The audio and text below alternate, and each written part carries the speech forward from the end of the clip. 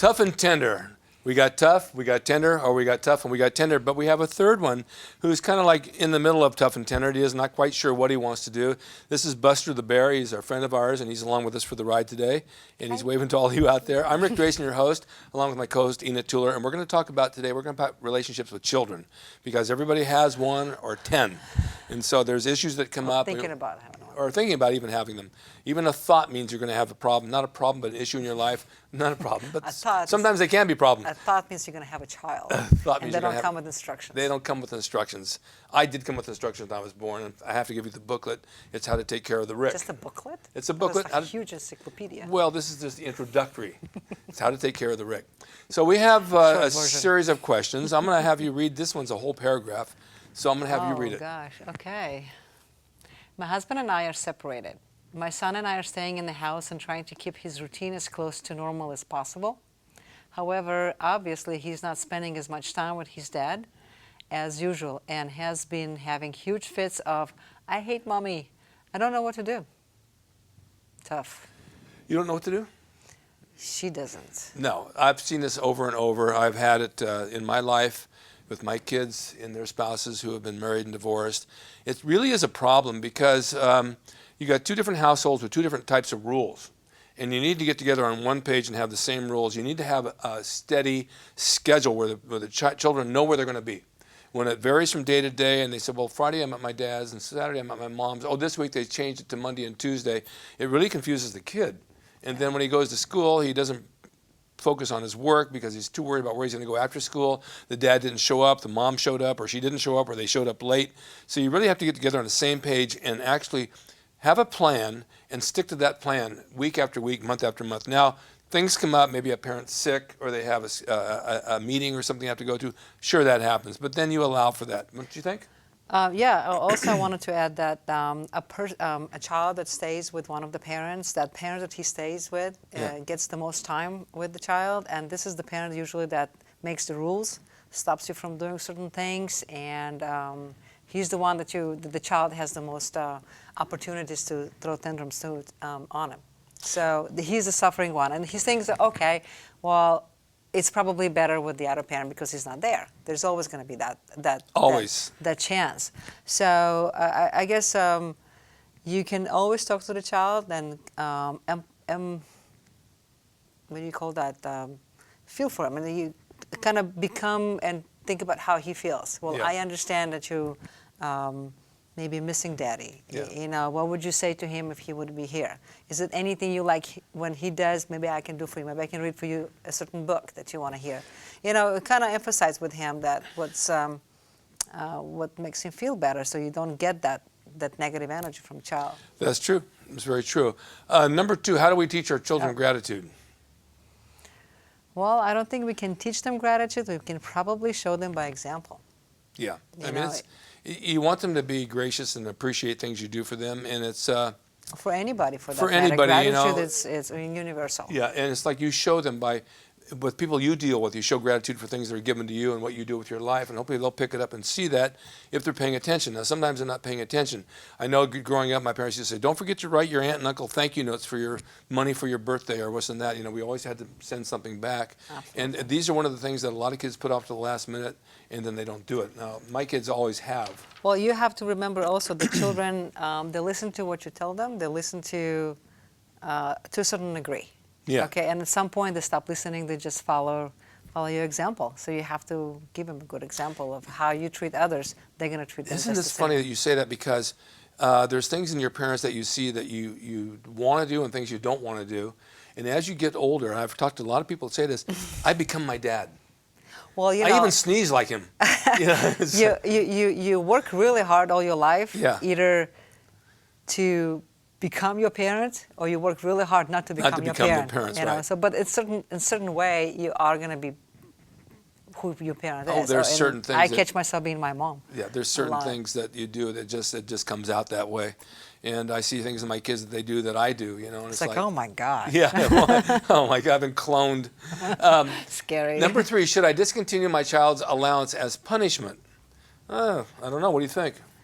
I think money, a punishment should stay away from money. I don't think that taking away money or allowance will actually teach them anything except making them angry. Maybe not as a punishment, but as a teaching them how to do it better next time. Give them another chore, an additional chore, or make a chore for their siblings or something for the same amount of money, and teach them a lesson that way. I don't know if taking allowances will actually make them better person. I don't know if that allowance does it. I know that with my grandson, taking away a WWE event that he wants to go to is going to make him straighten up a little bit because he really wants to go. However, I would think more that reward them when they do something nice. Say, you've been such a good boy, I'm going to take you to an event this weekend. And that if they think that if they do nicer things, they'll have nicer things their way. However, they still have to have guidelines and rules that this is part of life. You have to follow the rules. The kids need to earn that's what I'm saying. what they get. You know, you're not entitled to anything. You're not entitled to allowances. You're not entitled to WWE events unless you earn them. And if you don't earn them, then you're not entitled to them. You don't go, you don't get it. Right. Well, that's what I'm saying. You reward them with something when they earn a certain grade. You know what? I'm going to reward you for that because you did so well. And it always pumps them up a little bit, makes them feel better about themselves. All right, number 4. If I take away my child's allowance, he won't be able to buy tobacco products. Well, he's 47 years old. He should be able to. Like cigarettes or snuff, right? Snuff? I don't know about that. Should I punish my son if I catch him using tobacco products? Well, it depends how old he is. If he's over 18, he's going to do what he wants to do, you know. I prefer not to have tobacco products around me. Well, I think it's not the money, because they're going to find a way to get a hold of tobacco products anyway. They're going to, ask for their Starbucks friends. when you go, say, you got to borrow a cigarette? Exactly, exactly. I guess a conversation with a teen or a conversation with your child against tobacco, against cigarettes, or against drugs or anything like that will probably be helpful in the very beginning. It's really tough to quit when they start. Yeah. So it's a constant conversation and a constant, trying to help them to get out of it. It's an addiction. But taking away money, really not gonna help the addiction. They're just gonna get angrier and gonna get them try to steal or cheat in when it comes to tobacco, I think get a hold of it. Yeah, I think coming to tobacco, I mean, you can get anywhere you want, but if you show some of the downside of what it can cause, and then you put them around somebody who smells all the time of smoke when you walk by them, or it's on them, you begin to think, I don't want to be part of that. I think as far as kids are concerned, you should talk to them, or anybody, any parent should talk to the kids before they even start thinking about it. The education starts when they're little. I had my kids when they were little, they wanted to smoke. I sat them out in my patio and I gave them cigarettes. And I said, smoke the whole thing. And they sat out there and they didn't like it. They said, no, they're done with that. Well, in my house, everybody smoked. Yeah. And that was just part of culture. Yeah. And it was okay. And I smoked until my hair fell out.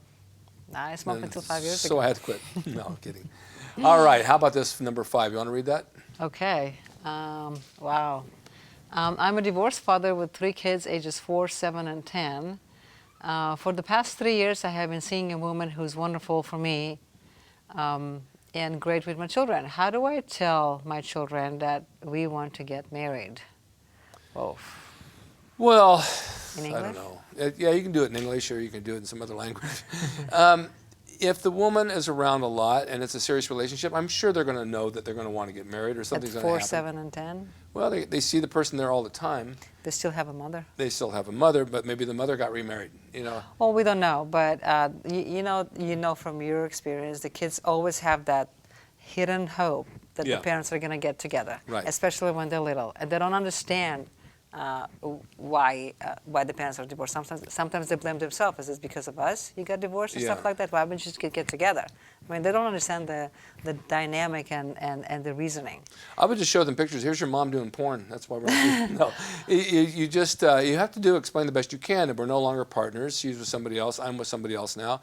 This is our family, but we have an extended family because we're still friends with everybody. And you can go there and do what you do, but I'm with this person now, and this is my life, and they're going to become part of your life. I think, and you also have to, if you have more than one child, get them all together and talk to them as a group, because they eventually going to go out of the rooms and they're going to be talking about it and they're going to be supporting each other. So very good point. Yeah, take them together, explain them that this person, this woman has been here, she loves you, and I want to get married with her, and we're going to be a wonderful family, and you ask them what they think about it. Always ask their feedback. I also would suggest that that new wife-to-be will spend one-on-one time with the kids Yeah. when the man is not around, just to make sure that they get along Right. as Yeah. well. And Age makes a difference too. If you're with somebody who's in their 20s and you have kids and they've never had kids, it's going to be weird for them because all of a sudden they've taken on a family. yeah, You know, and they've never had that. That's If you have married somebody in into your a life who package. has kids and you have kids, you both understand what it's like to have a family. Makes a huge difference. it's a big family then. Yeah, it's even better. It's better. More yeah. around the dinner table, the way I look at it. All right, Absolutely. number 6. My parents never listen to me, and they don't understand the things I go through. Oh, wait, this is the opposite question. It's now a question Yeah. from the child. Yeah, things I go through, and they are always judging who I hang out with. I'm dating a real amazing guy who I deeply love. My parents are judging him before they even know him. I want to get my parents to listen to me and give me a chance to talk. Well, okay, I get that for sure. We want the best for our kids, and whether we have a daughter or a son, we want them to pick somebody in life that's going to be good for them because we've seen a lot. I know in all my years, I've seen a lot of people come and go, and you never know down the road what that person's going to be like. You don't want your daughter with some crazy lunatic, and you also don't want your son with some woman who's running around cheating on him as well. So you do judge, and you got to get to know that person because you want what's best for them. And as much as they're trying to prove to you something, you need to prove to them as well. So you got to sit down and have an understanding about this person. We just went through this recently, you and I. Well, it seems like they didn't even met him. Right. So, first of all, I think they need to meet him Of before course. they can judge him. Of course. And I think she needs to talk to them when the conversation is calm and collective and it's not, the atmosphere is not heated. Just explain who he is and what you find attractive at this person and why do you love him and why do you want him to meet him. But they need to meet. They need to get to know each other and ask questions and interact and maybe this whole thing get resolved by itself. Well, the other thing, too, I just thought of this as we're talking. When you sit down and you have this meeting with one, leave the cell phones in the other room. Really? Yes. Okay. And you know why? It's distractive. Totally. Somebody walks in the room, the phone goes, oh, I have to answer this text. They're always watching their Conversation phones. cuts off and you forget what you just You said. completely lose where you are with it. So you got to have that one-on-one and sit down and listen to your child. And then by the same thing, you listen to your parents and see if you can come up with some sort of a mutual agreement to meet this person and get to know them. You may not like them right off, but they may grow on you after a while. Or you might like them right off and they may grow on you. You don't like them, you know. But Yeah. and ultimately, if your daughter or son are old enough to make their own choice and they're in their 20s, they're going to make their choice regardless. Well, 20s, they're still kids, but I still suggest that they do meet and Yeah, talk and absolutely. and really understand why they don't like him from the get-go. That's Yeah. not right. I don't like anybody, so it works for me fine. Yeah, we know you. Okay. Number 7, my son is friends with a boy who I think is a good kid, but might be using marijuana. He is my son's best friend. What do I do? What do you Well, do? what do you do? I mean, Go back to the cigarette. You have to have a conversation with your child. I trust my children just from how I educated them and how I brought them up, and they know the good from bad. So even if they use the marijuana one time or the other, they know it's not good and it's not going to go, and do it again. So a conversation with your child would really be helpful. I don't know who that friend is. But if they can be friends and he still not be using it. So that's well, of course. I mean, we grew up and we had friends that drank. We had friends that did drugs, did not marijuana. necessarily you drank. I didn't do any of it. It didn't rub off on me because I didn't have any desire to do it. I liked the reality and being in control of my senses. I didn't want to have my senses dulled by something else and not know what I was up to. So Yeah. it's all within the person. Just have good judgment is the best thing ever. Go by good judgment. All right, number 8. Okay, It's a good that's one. my kind of question. Yes, it is. My 16-year-old teenage daughter has been begging me to let her get a tattoo. She says that it would mean a lot to her and that many of her peers have tattoos. First, I don't like body arts. Second, tattoos are permanent, and once something is inked into your body, it's there to stay. Third, I'm concerned that the tattoo will make a negative impression when she goes on job and college interviews. I want to support my daughter. She's a good kid, but I feel very strongly about this. What do you suggest? You're asking me? Yeah, I'm asking you. All right. Because I'm totally against it. I got my first tattoo when I was 50. I was doing commercials and going out for biker interviews, and so I figured the tattoo would only enhance my look to get jobs in the commercial field as a biker or a bad and guy. did it. So I did it. What? But did it help? Yeah, it did. I mean, But every you time were- I'd go out with the tattoos, they'd want to see them and show them off. You were 50. I was 50 years old. She's But- 16. Yeah, I understand that. And so I have a daughter who's 22, and she got a tattoo. My son got a tattoo at 14. I learned how to give tattoos, and so I gave them to him. But I always say this: if you're going to get a tattoo, to get something that really means something to you, and put it somewhere where you can cover it. For example, use your ankle. You can always wear socks over it. You can always do something where it's not going to be seen. If you're going to do your arm, do your shoulder. You can cover it with a t-shirt. But when you start doing sleeves and up your neck and around here, forget it. People are going to judge you. I have a lot of tattoos, but when I see some of the tattoos up their neck and around their face, I think, you know what, this is not appropriate. I don't like it. It calls attention. You can't put them in the bank as a teller. You know, they look like convicts, and you can't put them on the front lines in your business because they don't make a good impression. Yeah, they're walking around with big Band-Aids. Yeah, exactly. Yeah, and the Band-Aids are actually more offensive than the tattoo. Yeah, I personally don't like tattoos, and I've been in this argument for several years with my 3 daughters, and they still don't have a tattoo, but every time a conversation comes up, they still want it. And they all want to get the same tattoo, all 3 of them, and they're trying to convince me to come with them, so we all of us going to have the same tattoo. And it's like, I'm not going. I'm really against it. Yeah. I just don't think that, I believe that a human body is beautiful on its own, and they're beautiful people, and as persons, they don't need a tattoo to make them any different or better or worse for that matter. Well, but you know, there's something that if I really going to go against it, then it's going to ruin that connection, and they're going to end up with some bad location doing a tattoo and get infected or anything like that. I'd rather have them tell me and do it than put themselves in danger. Yeah, absolutely. But like I say, start in a spot that you can cover. The ankle, you can wear a sock. Oh, don't start. Huh? Or don't start at all. But they're going to have the desire. And here's the other thing. Living here in Los Angeles, in the entertainment business, everybody has a tattoo. And so, no, trust me, they all have tattoos. Every woman I've ever known has a tattoo hidden somewhere. Oh, excuse me. You have to look like, I'm sorry, not just you.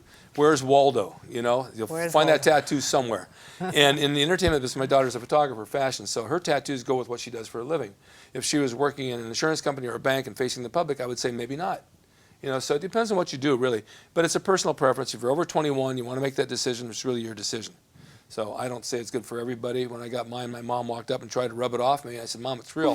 Why would you do a thing like that? Because I'm 50 years old and I can. Well, if you do a tattoo, just make sure that you know that it's permanent. I have somebody who works for me right now, and she has a tattoo, and it's her ex-boyfriend or whoever that is, and now she's just trying to cover it. Don't put names on. Yeah, don't ever put somebody's name on your body, because that's got to be erased eventually. Or you know what? The question is going to come up, and then to cover it up. Or you find somebody else in your life that has the same name. Yeah, that's that happened what a with, chance of that happened with Monogram Towels and my niece. She married the same guy, Twice. 2 different guys with the same name, so she had changed nothing in the house. Yeah. So it worked. Well, that's Tough and Tender for today. I think we made some good points with family and children. It was kind of tough. Yeah, it is tough, very tough, and you have to look at it very tenderly. Yeah, tenderly, because there's kids, and they're always going to be kids no matter how old they are. They're always going to be your children, your babies. I was still a kid to my mom until she was 97. I was her kid. You're still my kid now. I'm your kid now. You took me to the movies and proved it with my popcorn and Coke. Thank you for watching Tough and Tender, and thank you, Ina, for being here with me again. We enjoyed this. I want to also, Vince, will you put up the little bear picture that we have? Oh, here's another bear. There's another bear. That's this is for Valentine's Day, and there's an assortment of bears and gorillas and giraffes and all types of animals at bigplush.com, and it's 2 weeks out, and I'm trying to show these people that you can go buy this for your mate and have a t-shirt with whatever you want on it for Valentine's. It's a great gift. If you use my name, Rick Drayson, at bigplush.com, they'll send you a free 7-foot rose out of fabric that goes with it. And they're cute little animals, and then you throw them on the floor in the bed and you can snuggle up to them. I know women like the snuggly things, and I do too. So this is my bear. It's bigplush.com. Go on the website and look for the assortment of what you can purchase for Valentine's. They make a great gift. They're affordable, and use my name and get a free 7-foot rose that goes with it. And thank you for watching Tough and Tender. When are we here again? We're going to be here next Friday. At Same 1 p.m. time? At 1 At p.m. 1 p.m.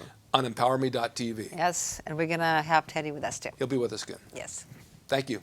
Thank you. Have a good weekend. Hi, I'm Rick Drayson, Tough and Tender. I'm here to answer all your questions on dating, relationships, the good side, the tough side, the tender side. Every Friday, 1 p.m. on emPOWERme.tv. I'd love for you to subscribe. I'll be here. We'll be discussing relationships and dating and all the good, the bad, the pitfalls, and the ugly of it. Stay tuned and watch me next Friday, 1 p.m. emPOWERme.tv. Subscribe now.